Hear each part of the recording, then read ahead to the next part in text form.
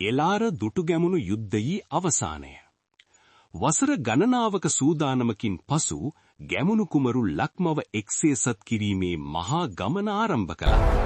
අද අපේ මව්බිමේ නිදහස උදෙසා කරන අවසාන සටනට කාලය ඇවිත්. අනුරාධපුරයේ විජිතපුර බලකොටුව අසලදී එලාර රජු සිය සේනාව සමග පෙරමුණ ගත්තා. ගැමුණු කුමරුට මේ බලකොටුව පසු කරන්නට මම ඉඩ දෙන්නේ නැහැ.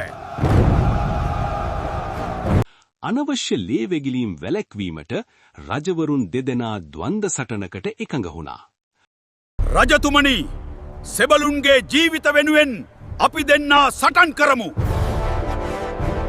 මහා ඇතුන් දෙදෙනාගේ ගැටීමෙන් මුළු පොළොවම කම්පා වුණා. එලාර රජුගේ හෙල්ලය ගිලිහී යද්දී ගැමුණු රජු සිය ජයග්‍රාහී පහර එල්ල කළා. මේ ලක්මවගේ නිදහස උදෙසායි.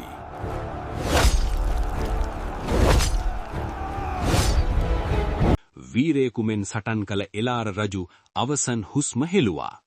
එදා සිට ශ්‍රී ලංකා ද්වීපය එක්සේසත් වුණා. මිය ගියත් ඔබ ශ්‍රේෂ්ඨ රජෙක් එලාර රජතුමනි.